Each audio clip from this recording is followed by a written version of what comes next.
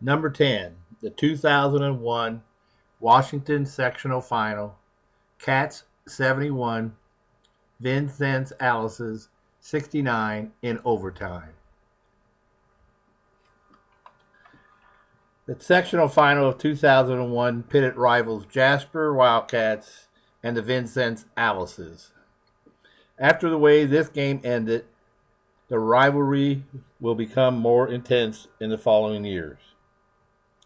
The Cats, who had led throughout the ball game, squandered a 7-point lead with just a minute and 22 seconds in regulation and were forced to go overtime with the Alices. The overtime period saw 6 lead changes, and in the final seconds, Vincennes had the ball with the score tied and holding for a final shot. After an errant 3-point attempt with 2 seconds to go, Jasper's Nathan Story was fouled going for the rebound and calmly sank both free throws with just 1.7 seconds to go to give the Cats their first sectional crown since 1996. How clutch was that? For the Cats, Neil Giesler had 24. Chris Schmidt and Nathan Story each chipped in with 12, and Brian Lewis had 10. The ball, Bushy will inbound. The Cats go man-to-man. They wanted to go to Johnson, couldn't get it to him. It comes to Halter. Halter on the dribble, gives the ball to Bushy. Giesler on him. It comes to Pruz. Schmidt will take him. 36 seconds to go. Pruz clears the ball to Halter. I think he can take it from him. Now it comes to Bushy. Over to Johnson. They'll try to keep it in his hands and don't foul him. He's a deadly free throw shooter. He wants to go one-on-one on Maringer. Backs away. Still on the dribble. Now he gave it up. Gives it to Halter. Now it comes to Bushy. 17 seconds. Neal steps out. The ball comes to Johnson. 13 seconds. Now 12. Johnson's just going to dribble and hold up. He'll go one-on-one. That's what they want. He dribbles in. He sets. He fires a three. It looks good. It rattles out. Rebound. Grabbed by Bushy and then a foul called on Bushy. A foul on Bushy. What a call. I'll tell you what a call. And I think Story will be at the foul line to shoot two with 1.7 seconds left. Well, Nathan, the story tonight has been a story. He scored 10 all in the second half, but he's 0 for 2 from the line, and if ever he wants to hit one, it's here. That personal foul on Doug Bushy is his 5th. He is the 3rd Alice to foul out tonight. He scored in the game. 5 points. Nathan Story at the line. He's got 2 shots. We're tied, 69 all, 1.7 seconds left. Lincoln will call a timeout. Terry, we're going to keep it right here. I know your voice is failing you, but man, Nathan's just got to drop one. That's all there is to it. Nathan just told everybody, calm down, I'm all right. Well, I'll tell you what, one good thing about Nathan, he's played a lot of pressure ball games, not all of them basketball. He's a heck of a football player, and you got to like that, and you got to just step up there and do it. Well, you got to talk about a couple of things here. You don't want to get beat by a three-pointer. Even if he hits them both, that can beat you.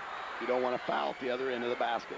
So getting an offensive rebound here doesn't mean anything other than a putback. I mean, you try and go for the quick bounce, but you don't, out away from the basket, you don't take any chances. You don't try and reach for the ball, you know, and put them at the line at the other end. If you can go up and get a putback, you take it. And some people, Terry, would say right here, what ideally you'd like to do if you're the Cats, hit the first one, miss the second one on purpose, so that they can't set anything up. They've got to just baseball it to the other end and take your chances. Right. It's hard at 1.7 to get it up and get a real good shot on a live ball. Nathan Story has scored 10 tonight. He's 0 for 2 from the free throw line, and he's there for his biggest trip of his young life right here. He's a senior, and there's no one else that you could pick out to put up, and we've got an irate fan off on the end here, and he's been giving it to the officials all night, and now some of the school officials are trying to calm him down. A little too late. Yeah. Nathan Story at the line. 1.7 seconds in overtime, 69 all. Nathan eyes it. He flies it, and it is good!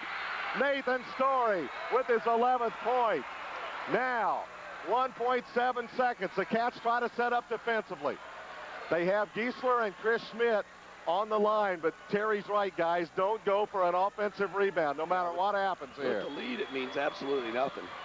There's nothing wrong with banging this one here, like Second shot, he puts it up soft, and he got it. He makes them both. He's got 12. Timeout, Lincoln. We're going to keep it right here. Timeout, Lincoln.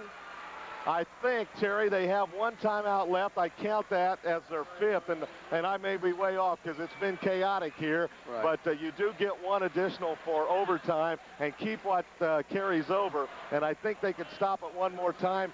The only reason I point that out, it would be risky to do it, but they could try a pass to half court to call a quick timeout to set up a shot from, say, 30 or 40 feet rather than 60 or 70. Yeah, you could do that when you're playing at home and your timer's over there, but it's hard to do. Yeah, you're right. 1.7 is not a lot of time. But, the Cats lead here, 71-69.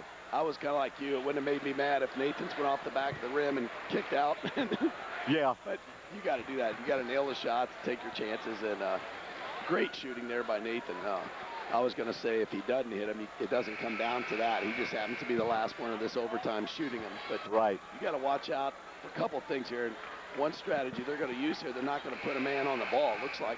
I don't like that one, but Coach LaGrange is the coach. They're going to lob the ball up, and it is caught by Swigert. He turns it short, and it's over. And the Wildcats have won the sectional, 71-69. And look at that celebration at center court. What a ball game, folks.